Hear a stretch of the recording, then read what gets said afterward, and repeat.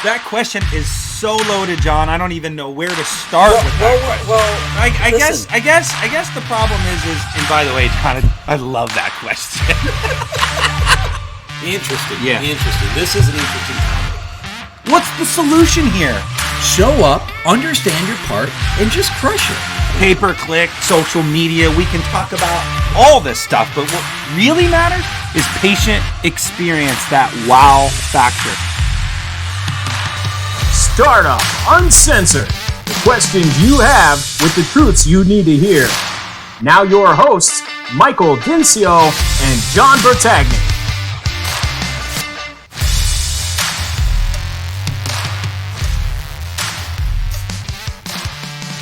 All right, everybody. Startup Uncensored. Finishing strong here, John. This is the season finale, my friend. And I'm super excited about what we just accomplished this whole season. But I guess before we get, I'm actually shocked we're still friends. I know. Exactly. Well, we really aren't on camera. We are, but no, we're really good friends. I think we gained a lot of friends through this program as well. But wait, before we get into this, let's just tee this up. Okay, so this is Startup Uncensored episode. I guess we're on 16, the finale, finishing with the best for last. You and I. We started it with you and I. Let's finish it with you and I. I'm Michael Dinsio, founder of Next Level Consultants, and I'm lucky enough to have a friend and partner to have co-hosted this entire program. John, you've been a lot of fun this season. Thanks for joining me. It's been a blast. Yeah, we had a blast. So I just wanted to say thank you to all of our listeners this season. And we had a vision for this whole program. Our goal with the obvious title of Startup Uncensored was to work through the entire process of a startup from top to bottom. And we just finished episode 15 with financial planning. So we hope that they go from this idea of going into business all the way to making so much money that they need a financial planner to sock money away. And I think we nailed it. What do you think? I do too. I mean, it was a lot of fun. And, when we went into this, it was to give people kind of a behind the curtain look or under the hood look, so they don't make mistakes. So they don't, go down certain paths and have to, turn themselves around and find the exit out of the maze, if you will, because this thing can be a maze. And so that's what we've done. And we've had great partners, you're right, that have helped also let them know in their specific areas of expertise, hey, think about it this way, look at it this way. Don't listen to my buddy dentist or my buddy who's an accountant or my buddy, listen to the experts. There you go with the hat. I love it. But that's what we tried to do. And we gave our listeners access to real icons in the industry that gave them, our listeners pearls, and we had some great feedback from listeners and the industry as a whole. Even our peers were like, about time someone is looking at the industry the way that we brought it. So, wow, I'm thankful that we accomplished our goals. I would like to jump into it because what our goal today is to kind of recap certain nuances that I think were pretty cool, that we want to just, close this season in anticipation of our next season, which is, Michael, your client, Joanna, started us all out with vision, which is what you have to do to start any sort of business. What is a quick takeaway on that? And listeners, we're not going to go point by point by point.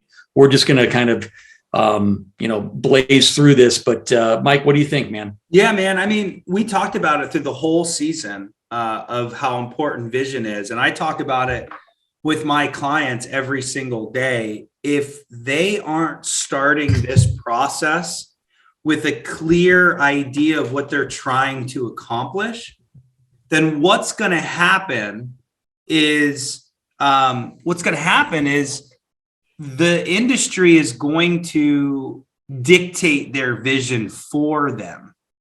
Yeah. And I see it every single day. My clients don't get wrapped up into what everybody else wants to do with them.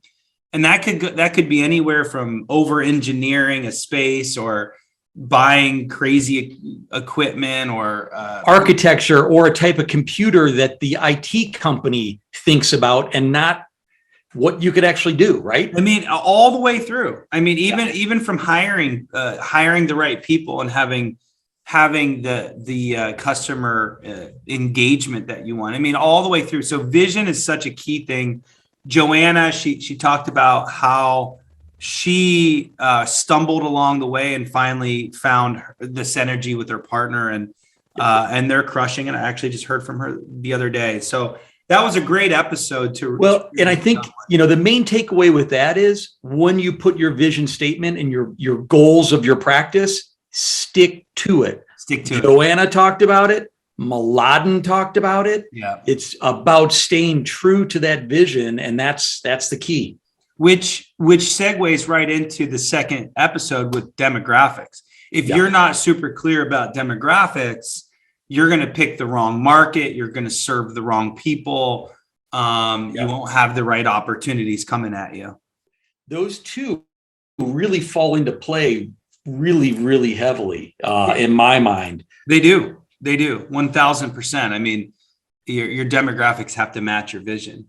Yeah. Then, of course, going right into banking from demographics. So now that you have your vision piece all mapped out, your business plan, everything that you're trying to accomplish, you find the right location based on that vision, and working with a professional like RealScore and David James, then you walk into a bank's office or Starbucks these days, and you meet that banker.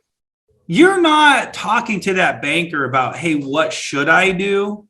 You're telling the banker, this is what I'm doing, finance it. And if that bank isn't the right bank for you, move on to the next bank.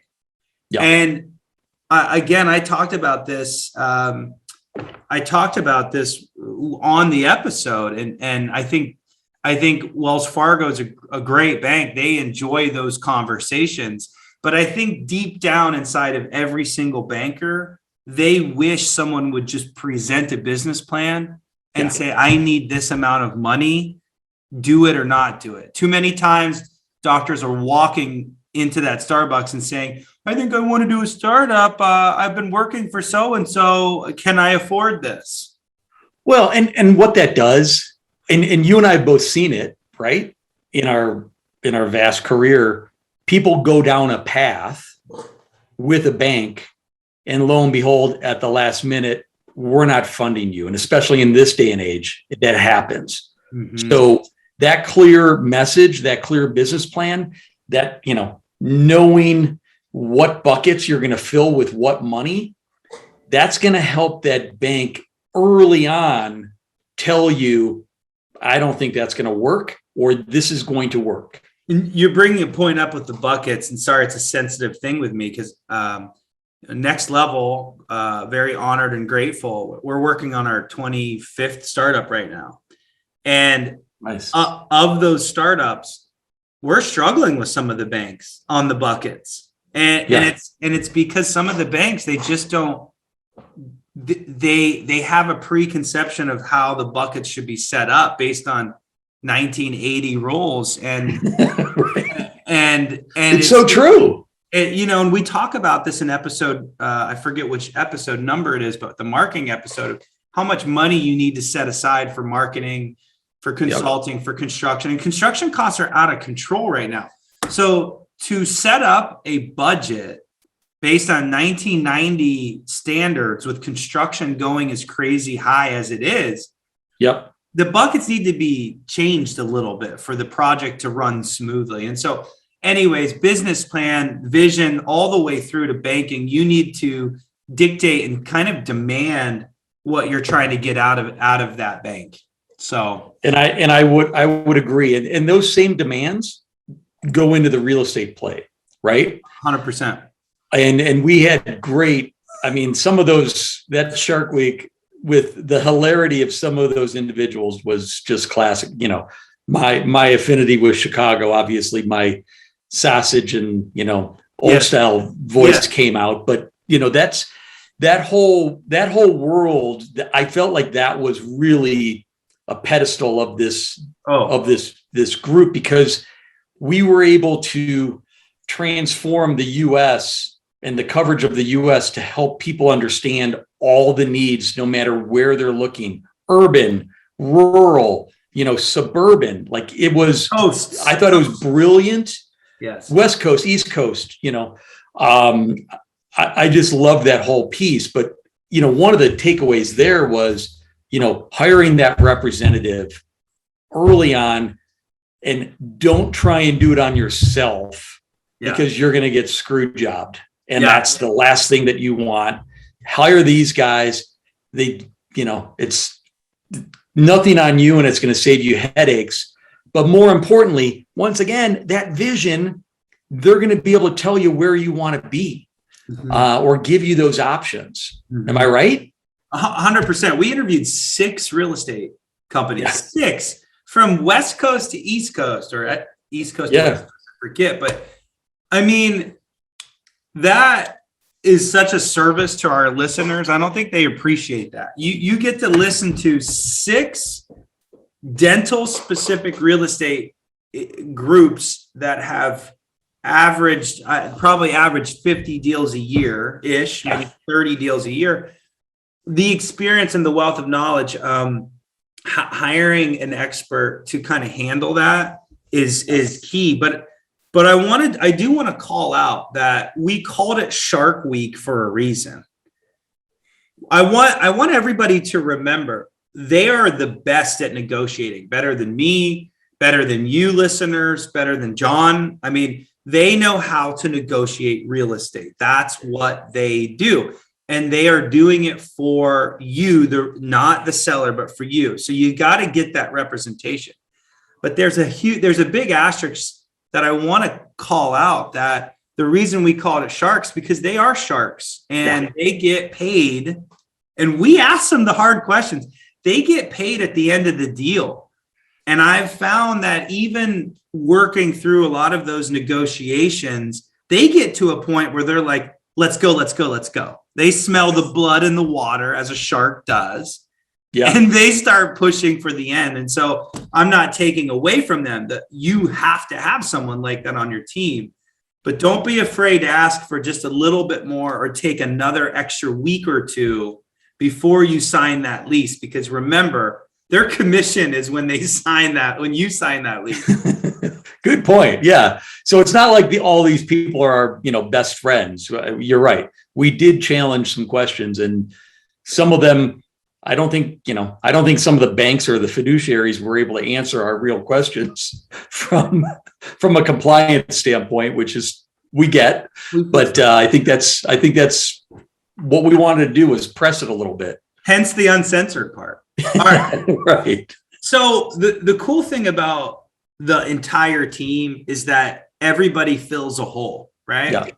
And a consultant fills a hole. Your real estate team fills a hole. One of the holes that gets filled by your team is an attorney that reviews the LOI and really takes what the sharks do, the real estate guys and gals do, and they get it to a final. And Tyler Jones was excellent. I loved his little pearl. He said, if you're going to take out an insurance policy on a $600,000 loan, do you think $4,000 to $6,000 is worth it? I mean, I love that, because what I loved was that he doesn't even like attorneys. That's what I actually loved. No, but I mean, I even referred people over to him, you know, like from afar. Yeah. And I think he was just so spot on. I liked his approach. I like his, you know, price point for what he does. But remember, it's not only the lease review. He could also do entities. He can do all that sort of stuff that's really, really important. And that's why, once again, he was front loaded on this series, because he needs to be at the forefront of this. So I thought he was fantastic. And we had a lot of great responses to him and feedback to, his approach and his approachability. So loved that. I think, did we go into architecture soon after that? Right into architecture with Dr. Unthank, a legend in his own right. I mean, he basically the grandfather of dental design. I mean, I had some clients after listening to the episode saying, I'm hiring that dude. And I said, definitely do that. But when you become the godfather, your fees are such. And so we got to tap into that. But how that dude could navigate issues for you is incredible. The things that he's thinking about, the lighting, the sound, the aesthetics, the air conditioning, he is the best of the best. And actually his fees are not what people perceive them to be when it comes down to it. It's really interesting. 100%. He could charge probably twice as much, to be honest with you, with the knowledge. Some of his insight. That's what the Startup Uncensored world is about, which is avoiding stupidity that's going to, cause you re-engineering or construction down the road. Build it right the first time. It's less expensive to build it right the first time than to do it again. And I'll add that, with an environment where construction is totally out of control. Yeah. You even, myself and you who's done this personally with your dental offices that you used to own, the startups that I'm a part of, even with all of our knowledge, you still won't get to his level to holding the contractors accountable and really navigating that design bid process. We talk about design build on the next episode with Apex and Bruce Johnson, and he kind of threw in a special flavor to the industry that I think the industry is moving in, which is design build. Yep. And it was really interesting. I see a lot of design build throughout the country these days, but I just got a quote the other day. I won't say what builder and what market, $277 a square foot. And that was a startup. And it kills that by itself. And I think we talked about in the banking episode how construction will make up like 60 or 70% of your total budget. In this case, it was 100%, 95%. Yeah, you bought a bunch of lawn chairs, and an advocate. There's nothing left, and so you got to be careful, and you got to balance the build versus the bid, and you just got to take note. And I think that Selfish Plug, that's where Next Level comes in and tries to help people navigate this process. But what did you think about Bruce and Apex? Well, I loved, I love Bruce. I love his approach. I love his, designscape and, the simplicity of what he was able to do and the explanation of why having everything in-house to potentially move forward projects when you have the design build and really, once again, that vision piece and working in congruence with your bank to understand, hey, this is all I'm able to afford, where you actually push the envelope and say, screw you, I'm not paying $277. My number's $174. Get to it. Let me know where we're going. Yeah. And so that's where, knowledge base and understanding is going to help our listeners not get themselves into trouble. And you can go to them. I think we talked about it. You can say, this is my hard budget number. Figure it out. Figure it out. I think that's where the design build really can go into your favors, trusting that contractor and really dictating what your budget is. But as one contractor told me here in Seattle a long time ago, there absolutely is a game going on with the contractors called hide the pickle. I don't know what he meant by that, hide the pickle, but there's definitely a hide the pickle thing, meaning you where's the margin at? Where can you hide it through all of these quotes with the plumbers and contractors and framers and painters and flooring and then and so there's that whole thing. So those 2 episodes I'm pushing my clients to, specifically saying, okay, before I spend an hour on the phone with you, go watch those 2 episodes, because because design build and design bid are 2 different concepts. But anyway, and remember the architects, and Mike even talked about it, and we discussed with other architects outside of Dr. Michael and thing, that they like the bid process more so, because they feel that there's that accountability piece, and also the project gets done because there's another set of eyes. And, in Mike's standpoint, you have architectural drawings like this as opposed to architectural drawings like this. Yes. With some architects. The comment of that episode was, if you don't have an architect on staff holding the contractors accountable and you do the design build process, they said, I brought up an architect once said to me, that's a fox in the hen house. Remember that? That's right. That's the fox in the hen house. Yeah, that's right. All right. So let's segue to equipment, because this was a 2-parter. And we're starting to get towards now the back end of a startup, right? So we've got contractors, you've got the vision, you got the banking, you've got demographics, you've got construction and design. It's really starting to become something. We had so much fun on this equipment episode. In fact, the industry was calling us, texting us. John and I had so many equipment reps calling us saying, we weren't really sure where you were going to take this episode, but and it was a lot of fun. And I think Matt Zofo did a great job representing his industry, or his ex-industry. John, this is the space that you live in, folks. I don't know if any of you know this, and John doesn't throw this out too much, but he works for one of the largest dental equipment manufacturers on this earth, this planet Earth. And if you're not tapping into his knowledge and what he even could do for you as a startup, I know Belmont is getting ready to roll out a really awesome startup package. John, you don't talk about this enough, and our listeners could really benefit from this. But what did you think about you used to be an equipment rep. What did you I used to be an equipment rep, and I bought the equipment for those dental offices that I own. So it's that whole world. Yeah. Full circle. It's the way that I wanted it to be presented. It could have gone sideways. And I think that's where the industry, was a little bit nervous about how we were going to approach it. But our approach was truly to make sure that we don't overload dentists with stuff that they don't need.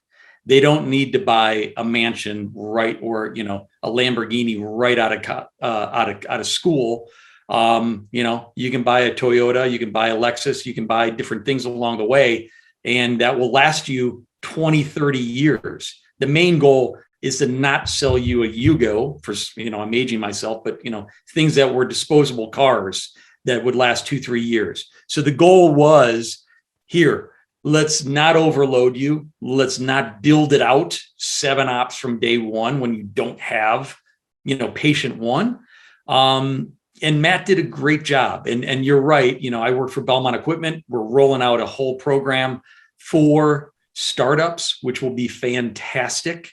It's going to be a special discounts, and it's going to be curtailed to a startup dentist, but that will last them for 20, 30 years, which is the life of Belmont Equipment. It will last you a long, long time. So I thought Matt did a great job representing the industry.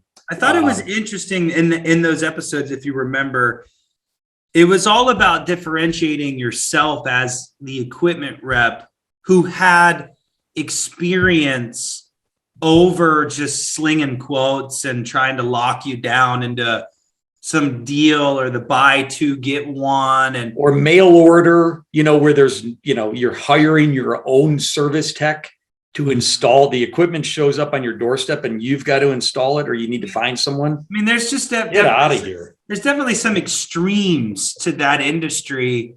And I think there's definitely that the more value you can create as a rep is obviously a really good thing. But then once you have that trust, it's that rep doesn't take you down the cone beam path or the milling machine path right out of the gate as a startup. I mean, it's that like drives you crazy. it's just like it's like this extreme versus that extreme, and it's trying to find that sweet spot. And I must say this, as a consultant, it's just I don't care where people go, Burkhart, Benko, Patterson, Shine. They're all really great companies. They really are. And there's amazing reps in every single company. As someone, as a consultant, I look at it very objectively and I'm like, okay, how's this fit into our budget? And what's most important for you as a clinician? And then from there, the decisions get really easy. And then who do you trust and who has the most experience? Yeah. I don't care who it is and what their margins are. I just want to make sure it fits. And we have to stick to the vision that the client outlays in the beginning. And so we're spending a lot of time on that because we had a two-parter and it was fun. Yeah. But it's, by the way, it's the second largest bucket that we're talking about outside of construction. Then you get into equipment and technology. I mean, there's your numbers, and that's what takes away from marketing and paying staff and paying yourself. So, I think it was important that we did spend a little extra time on it, but that gets into that. I brought up technology, that gets into that IT piece, which finding an expert in that world is really, really important. It's really important, but I've noticed the prices lately, dating myself here and heading into the end of 2021. This episode, whenever you watch it, but prices are starting to get out of control in that department too. And are they really? Okay. Yeah. I mean, it used to be somewhere in the low 20s, even you could maybe even break into the 19s. And today they're close to 30 and I can't get them off that. And so it's really figuring out as a startup what you have to have. And that's really the same conversation through the whole process, what you have to have as a startup versus what you maybe could wait a couple years for. Security cameras and incredible sound and 100 computers. Well, you really don't need that many, and server versus cloud. And so we got into some great conversations with Ian, but check that out. We kind of roll right into now the business part of the whole thing. And I feel like folks need to remember that at the end of a project, you got a beautiful office now, but where the hell are the patients? Where are they coming from? Remember, right? And you need a team that believes in what you're trying to do and buy into your vision to execute it for you. And so we rolled into HR for health and care credit and how to hire a front office person and all those episodes. But those were key episodes because that's the infrastructure, right? It is. I mean, care credit, how do you get paid, for some of these larger cases? If you, and quite frankly, we're blowing through insurance money. And I thought, that episode was great in talking about the ratios of money and how many people actually use the product versus, our thought process of how great it is. HR for health, just all the handbooks and staffing correctly. That infrastructure is so important. And all of it gets kind of put off until like 30 days before. And then also, by the way, marketing gets put off until 30 days before, where we talked about our main takeaway was that needs to start 3 months in advance. Yes. And then that's where I was going, was infrastructure is going to start getting built out. But let's spend a little time on what we learned in marketing. There was SEO, pay-per-click, social media, branding. We talked about all that stuff in a two-parter. Yeah. But Mike Schoen, owner of Affordable Image, he really did a great job of breaking down what SEO really is, because it's this fictitious buzzword that everybody talks about. But Mike made it really easy by simply saying it's the psychology of what people are searching for, right? And so if someone's looking for a dentist, what are they going to key in? so that you go to the top. And I think that's trying to capture those keywords, right, or, to optimize your site. And that's, he did a great job of that. And actually we have to pay deference to him. He helped us in our promotion of startup, and did a great job. And we saw that through all the media outlets. That fantastic firm, and 1,000% right. If you're not marketing your practice 90 days before start, you're hurting yourself. Quit getting lost into the carpet and the paint colors, and start thinking about how you're going to drive patients through your practice. Yeah.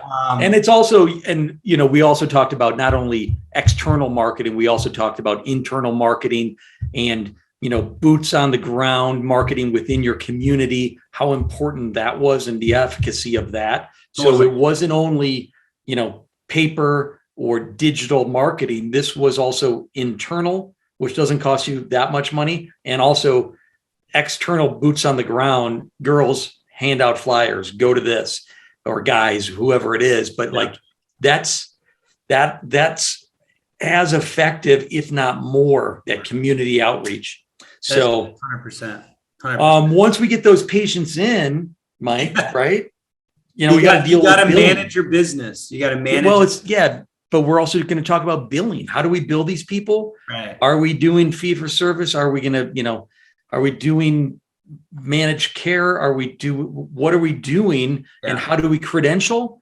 And how do we get those fees correct? Right. I thought that was a great episode. And there's a concept there that I want to throw out that I think people aren't really buying into, and in modern day world where, you think business would be really easy to bring cash in and pay your expenses and the rest is profit. But the key with a dental office is cash in, insurance, credit cards, care credit. You're getting money from all of these different sources, and insurance is probably 60% of most practices. And credentialing, to your point, is exactly right. And the thing that I want to throw out is that, when you're spending money on marketing, sending postcards out and pay-per-click and trying to track the ROI, they say that $200 to $300 is what you'll spend per new patient acquisition.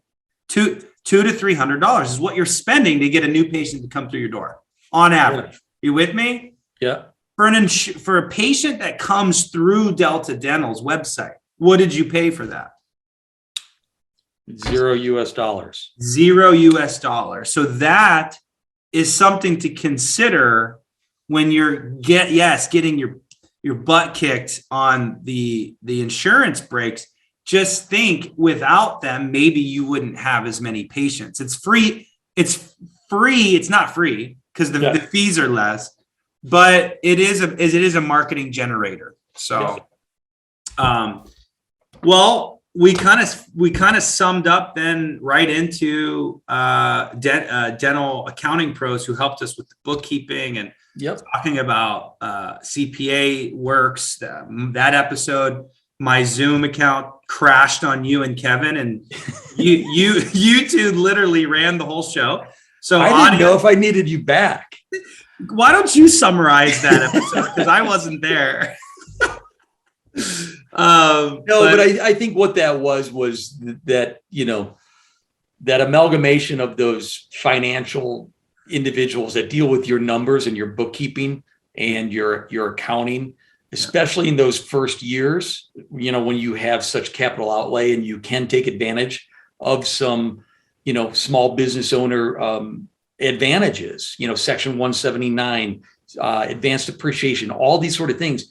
You definitely want to work with someone that understands small business, especially in dental. And they did a great job. And then obviously that ongoing bookkeeping and all the way down to, payroll, all of that, having someone that can manage that and give you the peace of mind. You're running your other business. Don't try and be, a man of many hats or a gal of many hats. It doesn't make sense. These people can make your life a heck of a lot easier. But don't feel bad about being frugal either in that department. I must say. Yeah. I mean, no. And I'm not saying like hire the big shops of, ADT or ADP or whoever it is. There's a lot of other firms that can do it, including your accountant that can do payroll and manage things really, really well. I always say, make sure you know how to read and set up your P&L before you completely delegate it. That to me is probably one of the biggest things that I make sure my clients understand, because in a world where most dentists don't own their own business, them setting up their shop and just delegating everything sets that person up for failure, in my opinion, when it comes to financials.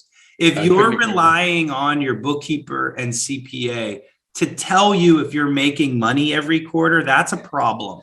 Right. That's actually scary. And probably that happens 75% of the time. 100%. So which leads us to, once you have profit, which was kind of our last episode content wise, was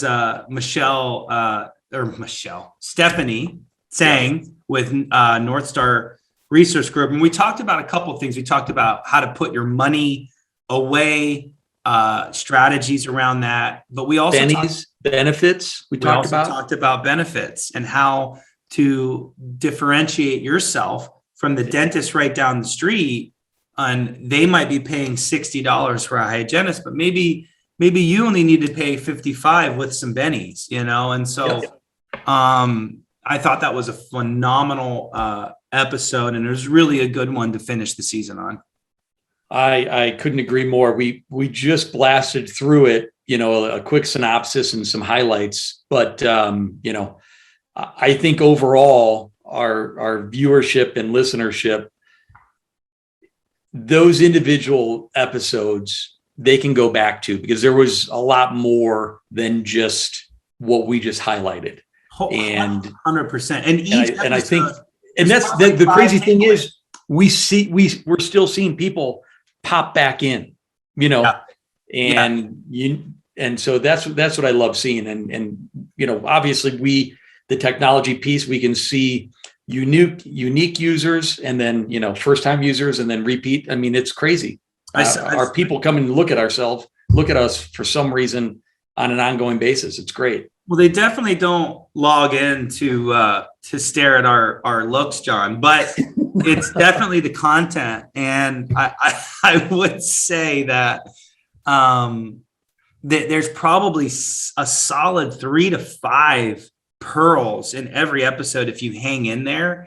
And I would challenge everybody to revisit those episodes and listen to them. And I think with that being said, I just wanted to say thanks to you, John, and thanks to our listeners again. I mean, if you're not following us on Instagram, Facebook, watching this stuff and subscribing on YouTube, you're missing out. And also you're missing out on potentially having a relationship with you and me, John, where these folks could literally email us, ask us questions, and frankly, we could help them through the process. 100%. So take advantage of that. We are starting season 2, which is going to be all around acquisitions. John, you alluded to it, and it's something that I'm really excited about, because startups are huge and lots of people are doing them, but even more people are doing acquisitions. And you've bought and sold many practices. I'm helping. I've bought and sold, quite frankly, in my career, and it's going to be a good one. It's going to be. I think it's going to be fun. And lastly, our partners, we can't forget them. For all those people that we mentioned, they were an integral part. No one wants to just listen to you and I. They brought a different perspective. So, Mike, I think I was just going to forget them. By the way, forget them. Thanks for looping them back into the conversation. No, but Mike, I think we accomplished what we set out to do. And I thank you for your compelling approach to this industry that we both love, and that we're both just trying to make a little bit, more interesting and a little bit more level playing field for everyone. Yeah. So I feel proud of this accomplishment right here. Well, with that being said, let's close this season 1 down, and hopefully many, many more to come. So thanks again, my friend. Peace out. Peace.